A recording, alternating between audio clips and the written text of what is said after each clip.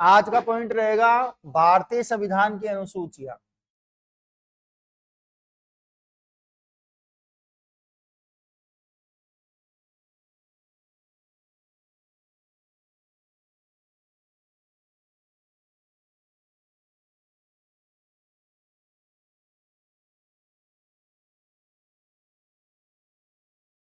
करें स्टार्ट। देखो, दो चीजें सबसे पहले ध्यान रखना कि जो मूल संविधान था उसमें अनुसूचियों की संख्या थी 8। मूल संविधान में कितनी है? 8 अनुसूची है।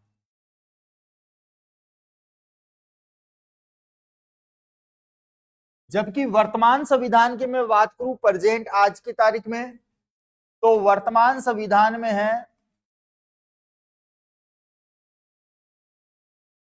12। कितनी?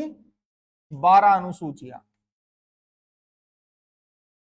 अब क्वेश्चन ये भी पूछ लिया जाता है कि जब संविधान लागू किया गया तब संविधान में कितनी अनुसूचियां थी?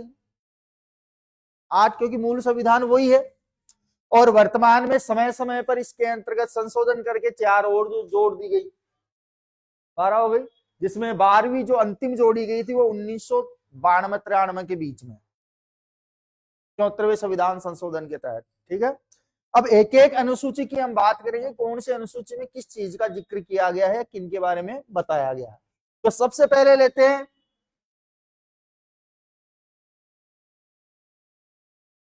अनुसूची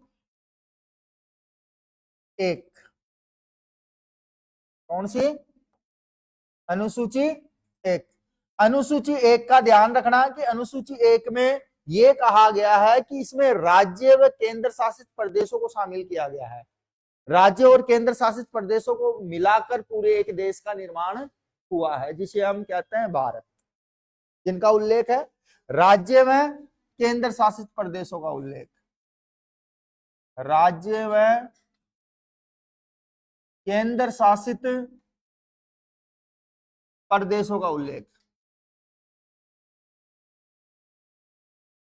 और वर्तमान में कितने राज्य हैं? 28। कितने हैं? 28 तो राज्य हैं और केंद्र शासित प्रदेश 8। संख्या ध्यान रहेगी। इसके बाद में मैं बात करूं दूसरी अनुसूची, अनुसूची नंबर 2। पहले समझ लो क्या याद रखना है। अनुसूची 2 की मैं बात करूं कि अनुसूची 2 में क्या कहा गया है, तो ध्यान रखना अनुसूची 2 में कहा गया है कि जितने भी संवैधानिक पद हैं, संविधान के अंतर्गत जितने भी पद दिए गए हैं संविधान के तहत, उन पदों के बारे में लिखा गया है और उन पदों के वेतन और भत्ते बताया गया है। संवैधानिक पदों पर आने वाले व्यक्तियों के क्या बताए गए हैं? वेतन और भत्ते।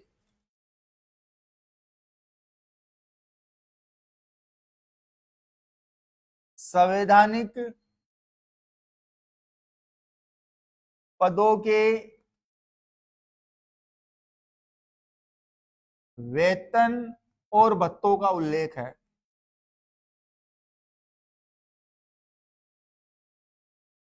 अब संवैधानिक पद में कौन कौन से हैं? तो जैसे मैं बात करूं संवैधानिक पदों में, जैसे राष्ट्रपति हो गया है, प्रधानमंत्री हो गया,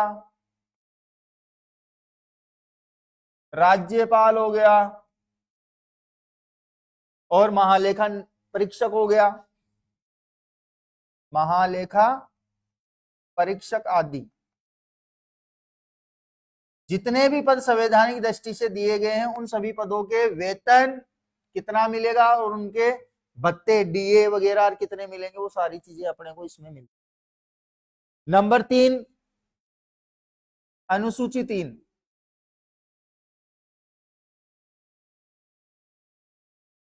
अनुसूची 3 के अंतर्गत जितने भी संवैधानिक पद हैं उन संवैधानिक पदों की शपथ का उल्लेख है कि भाई राष्ट्रपति की शपथ कौन लेगा, प्रधानमंत्री की शपथ कौन लेगा, राज्यपाल की शपथ कौन लेगा, मुख्य न्यायाधीश जो है उनकी शपथ कौन लेगा। तो संवैधानिक पदों की शपथ का उल्लेख किसमें किया गया है? अनुसूची 3 में। ध्यान रखना, अभी हाल ही में शायद ये पेपर लगा था अभी वीडियो का, उसमें अनुसूची का एक क्वेश्चन दिया है, जो फर्स्ट पारी लगी थी हमारी, उसमें ध्यान रखना इस चीज का। तो क्वेश्चन कहीं से भी आ सकता है, केवल आपको चीजों को याद रखना है कि कौन सी चीज किस में कही गई है। तो संवैधानिक पदों की शपथ का उल्लेख, संवैधानिक पदों की शपथ का उल्लेख किया गया है इसमें।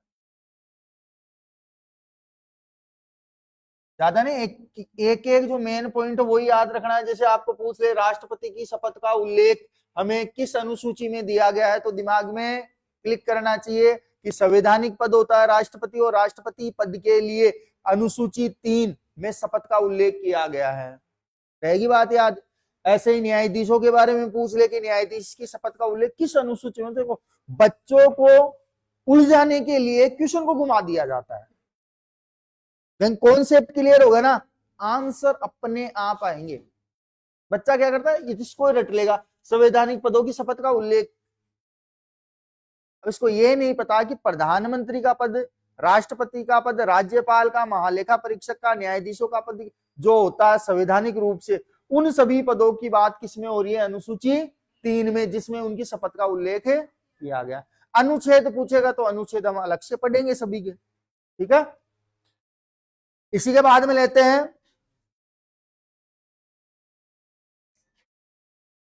अनुसूची 4। अनुसूची 4 में, अनुसूची 4 के अंतर्गत राज्य का प्रतिनिधित्व करते हैं राज्यसभा के लोग। तो राज्यसभा में राज्यों व केंद्र शासित प्रदेशों के प्रतिनिधित्व का उल्लेख है। इस चीज का उल्लेख किया है, राज्यों व केंद्र शासित प्रदेशों का राज्यसभा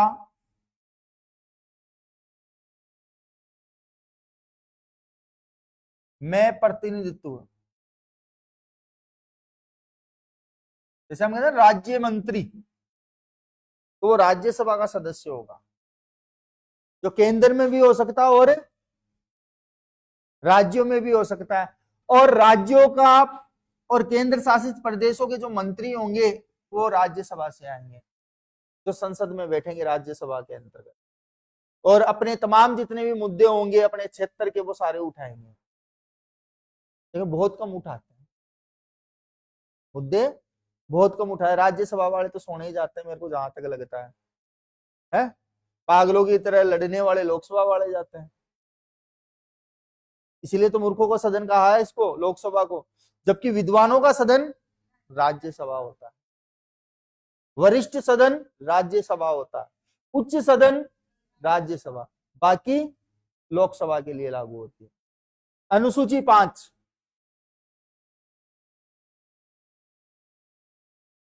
अनुसूची 5 SC ST के लिए स्पेशल, ST SC के लिए विशेष प्रशासनिक व्यवस्था का प्रावधान है। विशेष प्रशासन व्यवस्था का उल्लेख,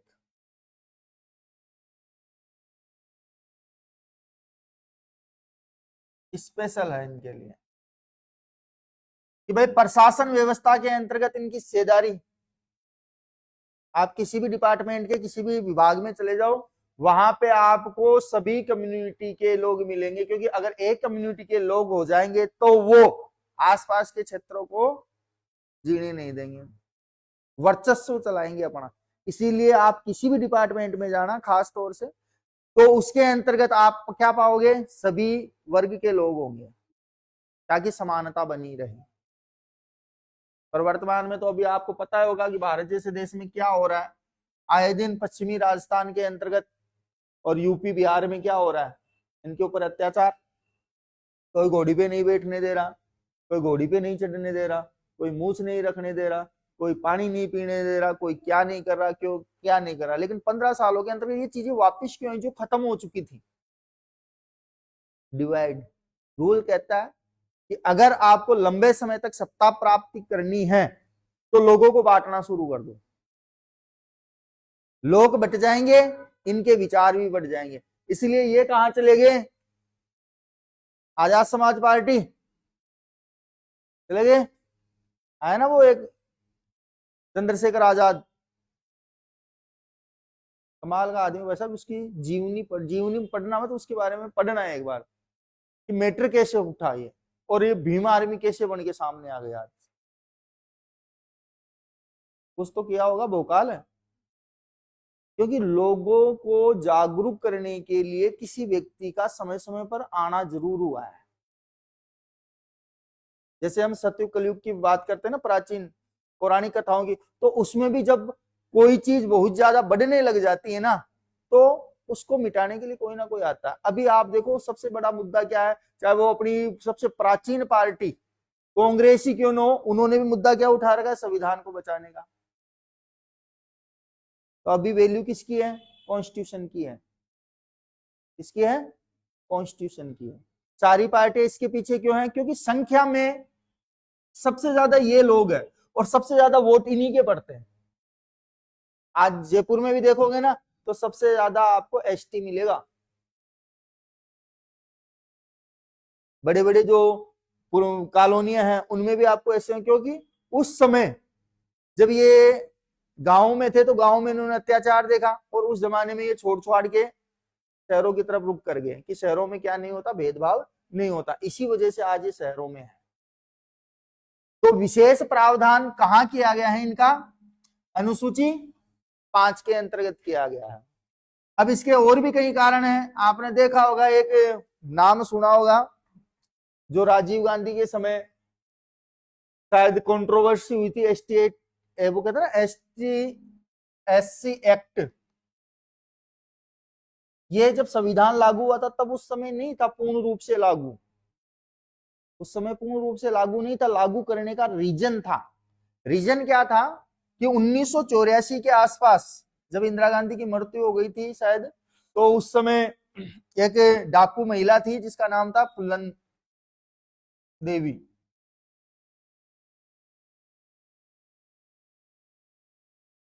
बाईस लोगों ने इसके साथ रेप किया था इसी के गांव में, और इन 22 लोगों को फूलन देवी ने गोली से मार दिया था बाद में। अब उस समय का जो प्रधानमंत्री था उसने देखा कि भाई कंट्रोवर्सी हो जाएगी। क्या हो जाएगी? उच्च जाति और निम्न जातियों में कंट्रोवर्सी हो जाएगी, इसको खत्म कैसे करें? तो खत्म करने के लिए इन्होंने क्या किया? ये लेके आए। और ये इन लोगों को कब समझ में आया? जब ये पढ़ने लगे। नहीं, ये लाने के बाद भी ध्यान नहीं था इस चीज का। तो ये तो बाद में दूसरी पीढ़ी पढ़ी ना, तब इनको समझ में आया कि हमारे लिए क्या क्या चीजें कॉन्स्टिट्यूशन में है।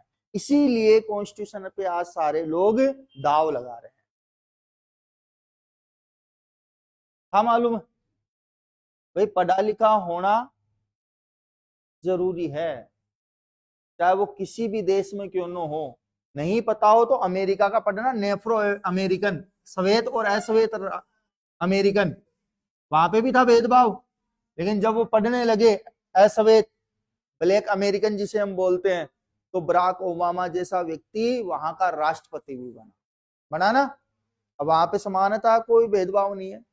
क्यों? क्योंकि ये लोग अमेरिकन, जो श्वेत अमेरिकन थे, वो इन ब्लैक अमेरिकन को क्या मानते थे? अफ्रीकन। क्योंकि यहाँ वास्तव में अफ्रीकन ही थे, अफ्रीका से गुलाम बनाकर लाए गए थे यहाँ पे। लेकिन वो समय था, वो निकल गया। अब तो सब अपने अपने देश की अपनी अपनी सीमाएं लेके बैठा है। तो जो उस क्षेत्र में रह रहा है वो वहीं का निवासी है, तो बाहर कैसे जाएगा वो? अनुसूची, आवाज नहीं भाई, अनुसूची 6, अनुसूची 6 क्या कहती है? देखो, यह कहती है कि भाई जो पूर्वोत्तर राज्य हैं, असम, मिजोरम, कौन कौन से? असम, मिजोरम, मेघालय और त्रिपुरा, कौन कौन से? असम, मिजोरम, मेघालय और त्रिपुरा। इन सभी के अंतर्गत जो जनजातियां निवास करती है उनको विशेष प्रावधान दिया गया है एसटी/एससी की तरह ही। यहां पे इन चारों के अंतर्गत जो जनजातियां हैं, जनजातियों को का विशेष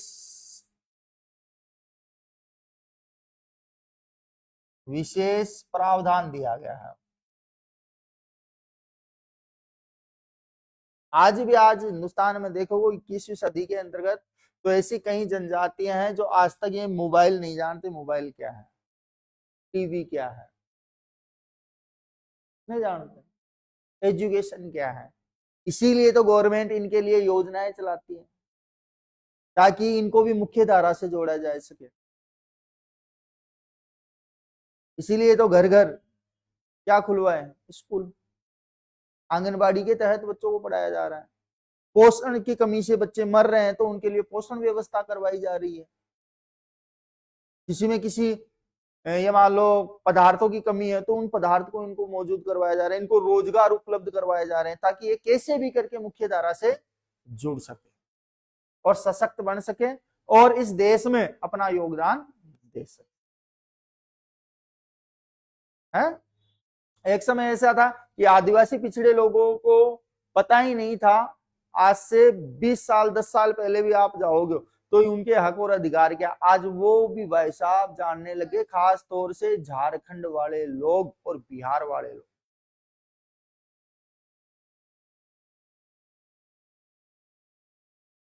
अब आप कहते हो पैसा, पैसे का एक उदाहरण देता हूं। एक तरफ है केरल और एक तरफ है बिहार, ठीक है। शिक्षा में सबसे ऊपर है, इसीलिए यहां के लोग बिजनेस करते हैं। अमीर भी है ये केरल।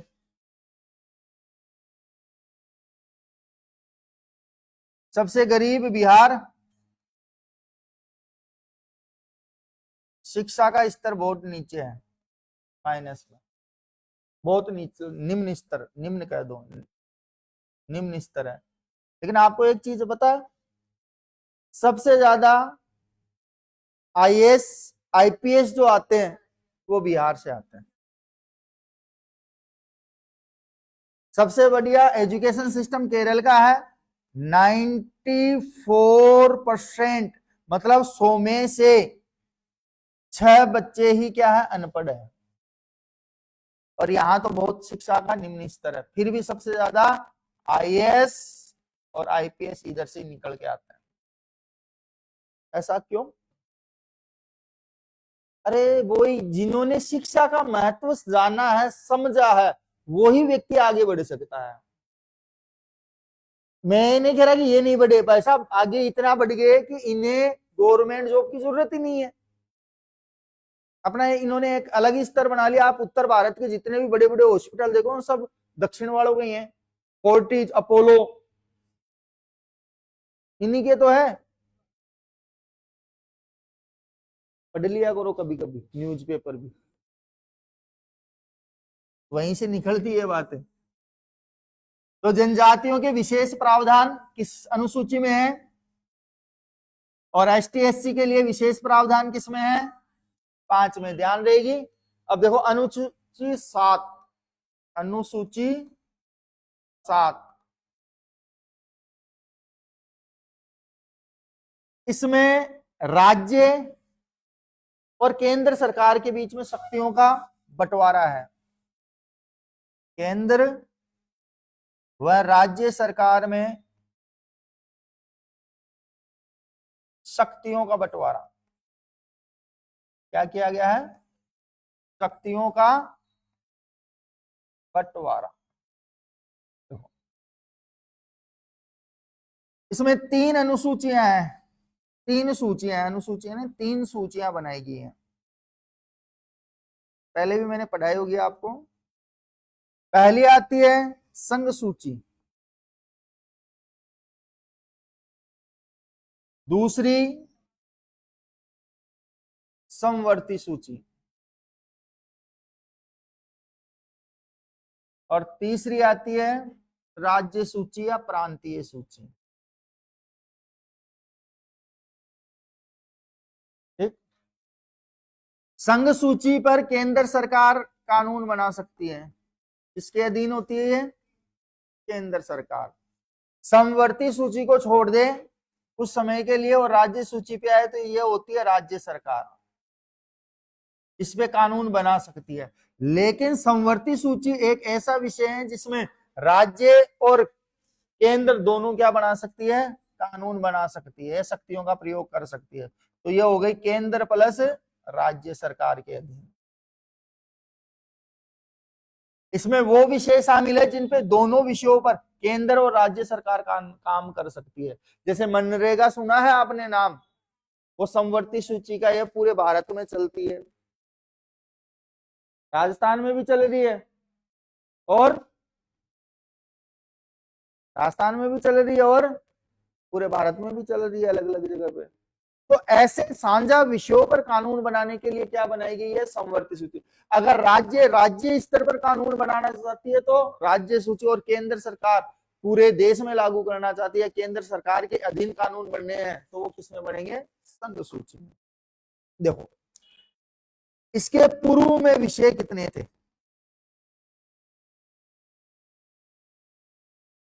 सभी का लिख दूंगा मैं, है ना, आगे। और वर्तमान विषय कितने हैं इसके?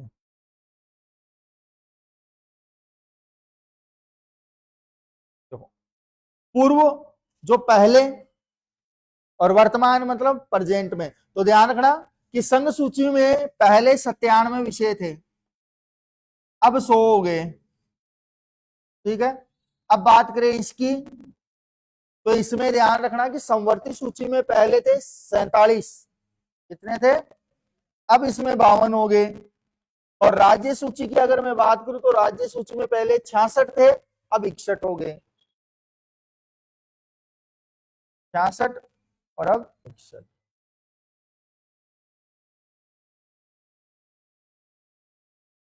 ध्यान रखना ये पूर्व में विषय, ये वर्तमान में, नीचे लिख रखा है मैंने। तो देखो इसी बात पे अनुसूची 8,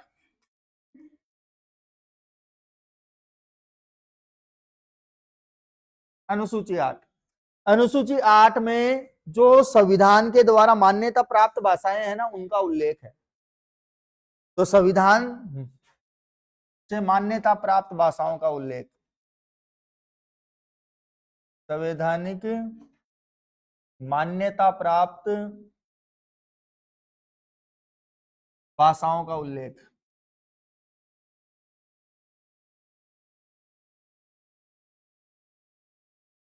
ठीक। अब इसमें ध्यान रखना कि जब संविधान लागू हुआ उस समय कितनी भाषाएं थी? 14। मूल संविधान में कितनी भाषाएं हैं?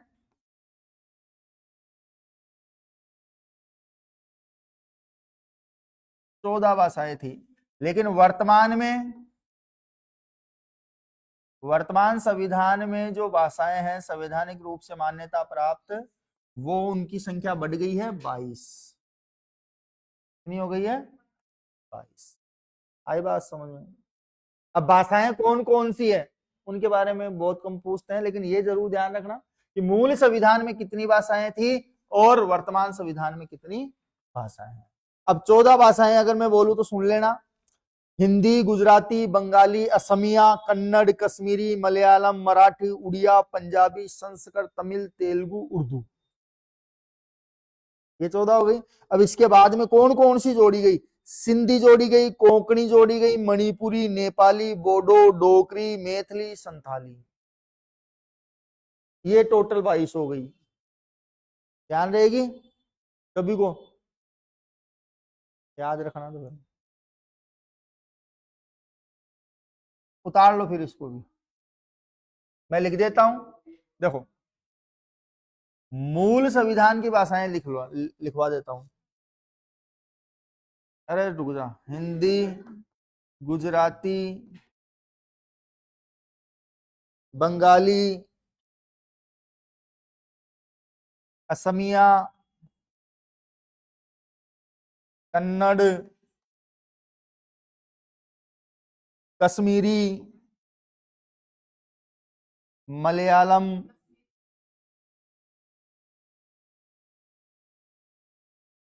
मराठी, असमिया, उड़िया, पंजाबी, कौन सी पंजाबी, कितनी हो गई जरा गिनो दिखा, संस्कृत, तमिल, तेलुगु और उर्दू। अब वर्तमान में कौन कौन सी आई, कौन कौन सी जोड़ी गई, ध्यान रखना, सिंधी,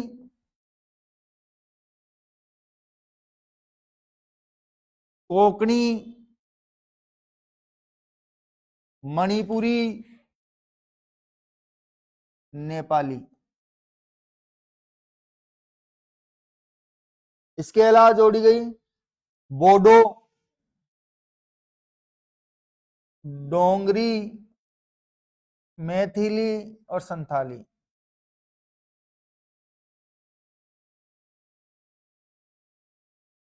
ये हो गई टोटल 22। ध्यान रखना, सिंधी 1967 में जोड़ी गई और कोंकणी नेपाली ये 1992 सॉरी 1992 में, और ये सारी जो 4 जोड़ी गई ये 2003 में जोड़ी गई है। ध्यान रखना, डेट भी बता दिया। ये 14 तो जब संविधान लागू हुआ उसी समय, बाकी बाद में 97 में सिंधी जोड़ी, 92 में कोंकणी मणिपुरी नेपाली जोड़ी और 2003 में बोडो डोगरी मैथिली संताली जोड़ी गई। आई बात समझ में? अनुसूची 9। अरे आवाज नहीं,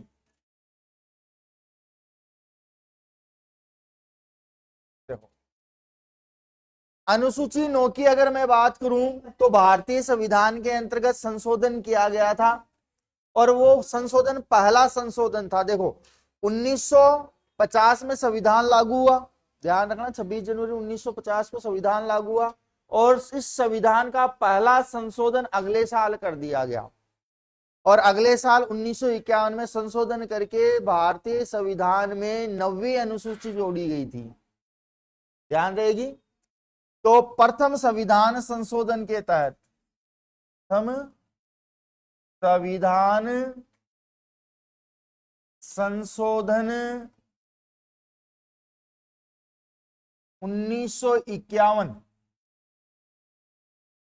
के तहत 9वीं अनुसूची जोड़ी गई।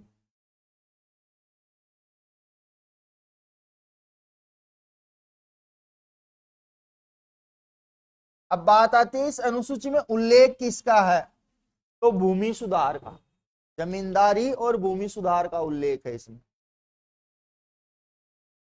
जमींदारी व भूमि सुधार का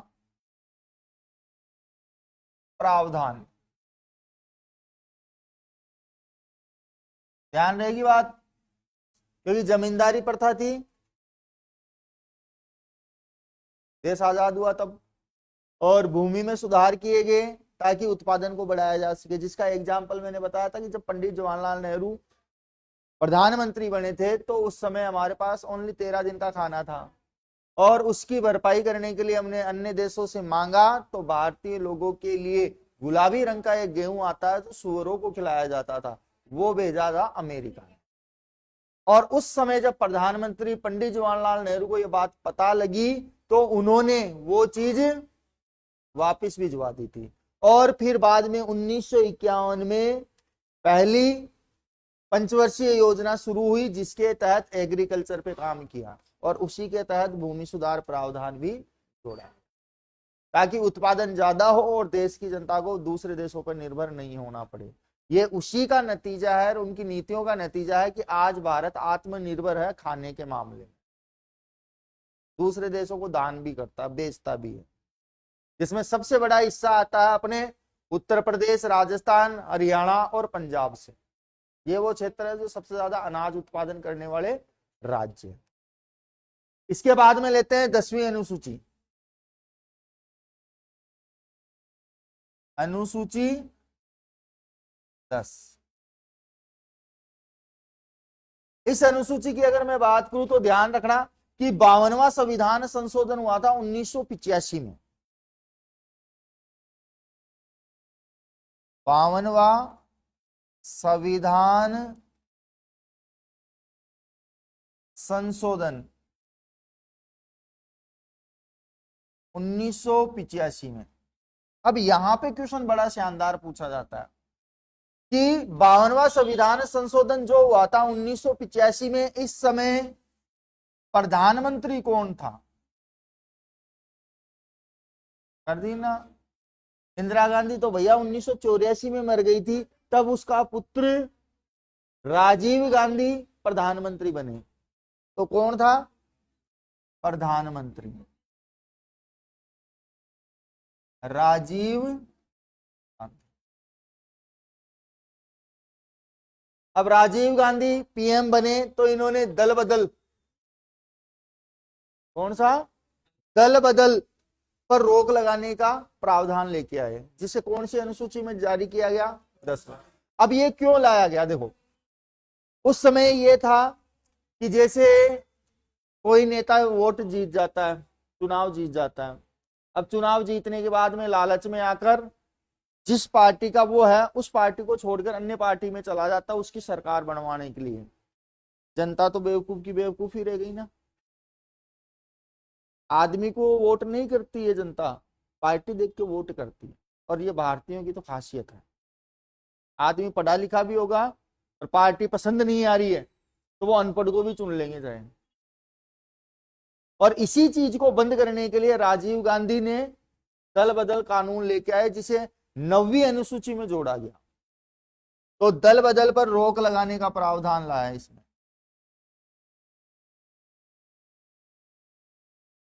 पर रोक लगाने का प्रावधान। और इसको वापस से शुरू किसने किया?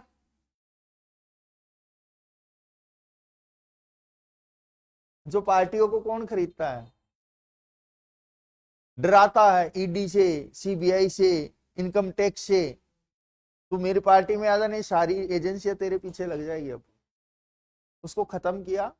खत्म कर कर आज आप देखोगे कोई व्यक्ति जीत जाता है ना तो वो किसी भी पार्टी में जा सकता है। निर्दलीय एक ऐसा उम्मीदवार होता है जिसको अगर पार्टी आमंत्रित करती है तो वो जा सकता है, क्योंकि वो किसी पार्टी का सदस्य नहीं होता। लेकिन जो पर्टिकुलर पार्टी का व्यक्ति है वो जीत चुका है तो वो नहीं बदल सकता था इसके तहत। इसके बाद में लेते हैं हम अनुसूची 11। क्वेश्चन सबसे ज्यादा आपके 6 से लेकर 12वीं अनुसूची है वहां से पूछे हुए हैं, चाहे रेलवे हो, चाहे स्टेट गवर्नमेंट की हो, चाहे सेंट्रल गवर्नमेंट की हो। और अभी हाल ही में वीडियो का लगा था उसमें भी अनुसूची का एक क्वेश्चन आया था पक्का। तो अनुसूची 11, अनुसूची 11 के अंतर्गत जो ग्राम पंचायतें या पंचायतें थी उनको संवैधानिक दर्जा दिया गया।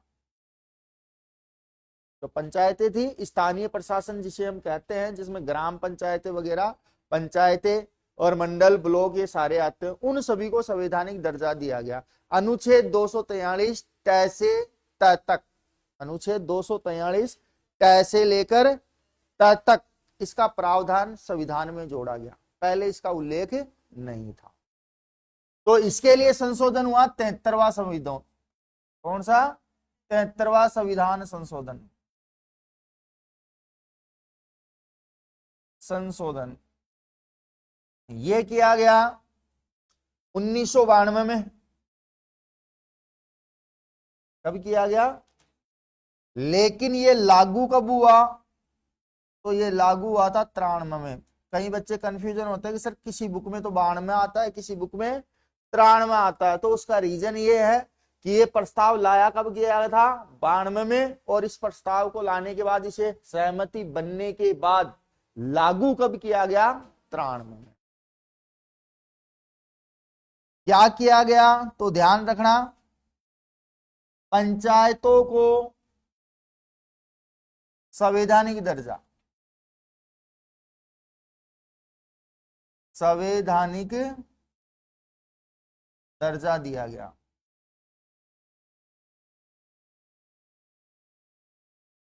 और इसी की देखा देख शहर में भी लेके आए नगर पालिकाओं को देने के लिए। तो नगर पालिकाओं को शामिल करने के लिए सूची बना ली अनुसूची 12।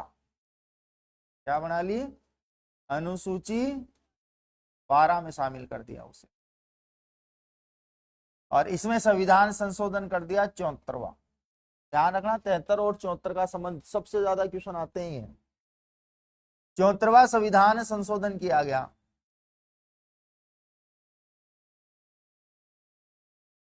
वो 1992 में और लागू 1993 में। और इसके तहत नगर पालिकाओं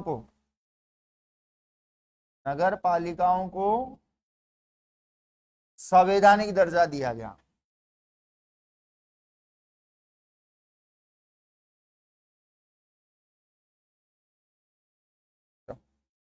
अब थोड़ा सा एक बार और देखते हैं। इस संविधान संशोधन के तहत पंचायतें आई, पंचायती राज व्यवस्था, क्या बोल सकते हैं उसे? पंचायती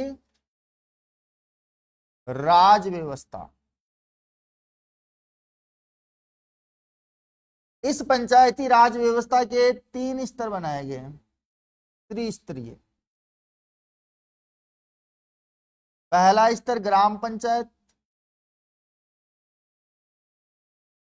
दूसरा बनाया गया मंडल, और तीसरा बनाया गया जिला परिषद।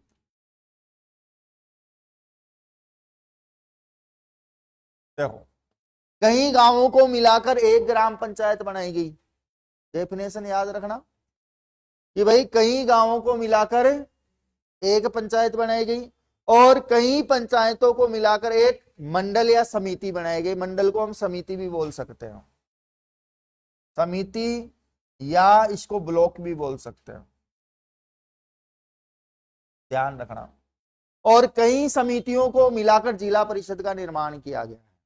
ये 3 स्तर थे इसमें। अब नगर पालिकाओं की मैं बात करूं तो नगर पालिकाओं के अंतर्गत आप देखना इसके भी 3 स्तर मिल जाएंगे आपको। देखो, नगर निगम, नगर पालिका और महानगर पालिका। 3 है, नगर निगम, नगर पालिका और महानगर। अब जहां पे महानगर टाइप कोई होता है तो उसका मुखिया होता है मेयर या महापौर। कौन है अभी? जयपुर की महापौर है, अभी वो चेंज हो गई शायद, चेंज हो गई। सौम्या गुजर थी पहले,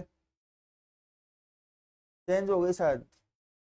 उस पर कुछ चल रहा है केस वगैरह, जहां तक मैंने पेपर में पढ़ा था। इधर देखो, ग्राम पंचायतों का जो मुखिया होता है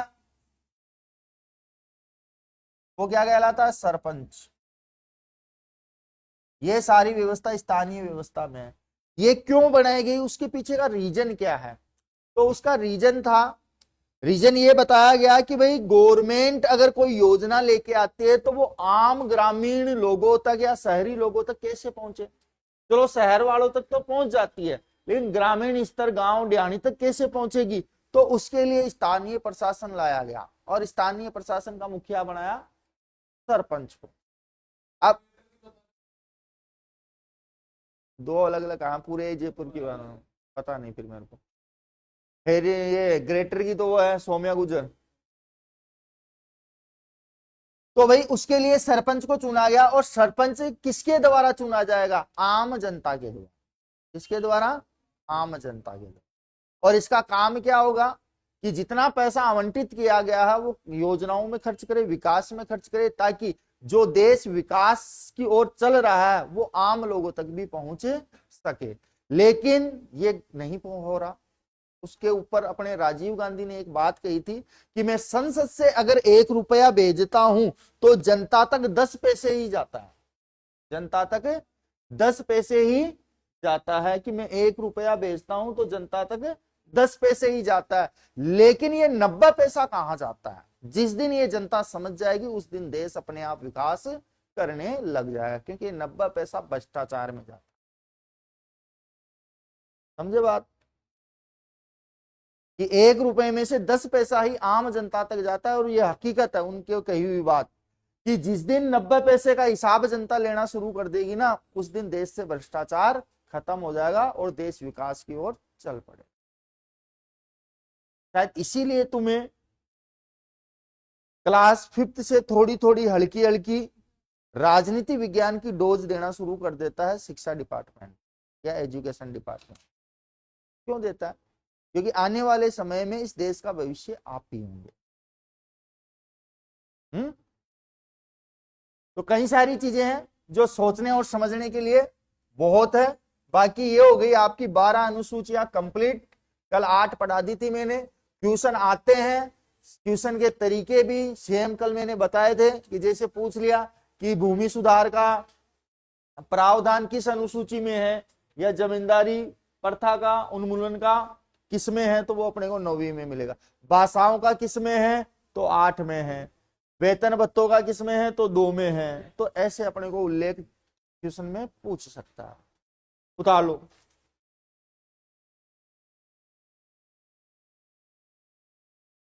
नगर परिषद, 1 मिनट रुको।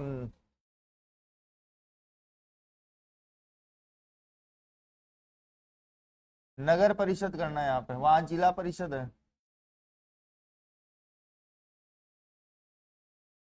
इसका मुखिया या अध्यक्ष होता है मेयर।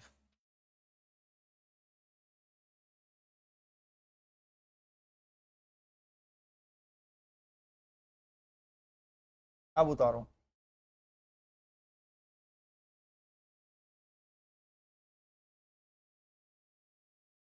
ये संशोधन ध्यान रखने हैं, क्योंकि राजीव गांधी के समय 61वां संविधान संशोधन हुआ था, जिसके तहत 21 से 18 वर्ष की गई थी वोट डालने की। पूछा हुआ है ये, तो राजीव गांधी का नाम आया तो ध्यान रखना इस चीज को।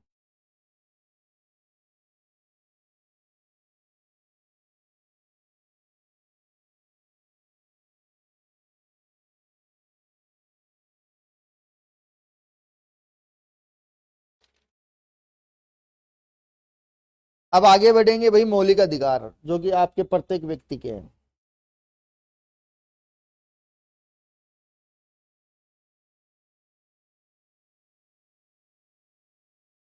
थोड़ा सा वर्ड का भी टच करेंगे इसमें, फिर इंडिया का पढ़ेंगे, क्योंकि वर्ड के भी क्वेश्चन आते हैं एसएससी रेलवे में।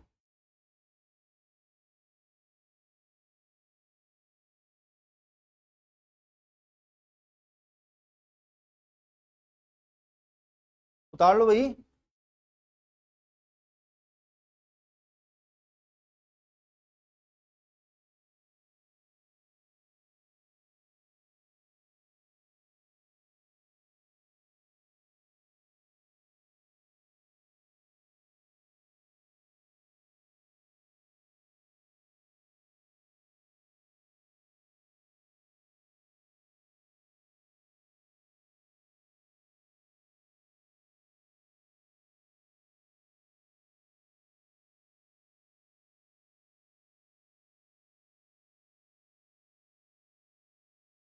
उतारने दो एक बार, सभी को उतारने दो।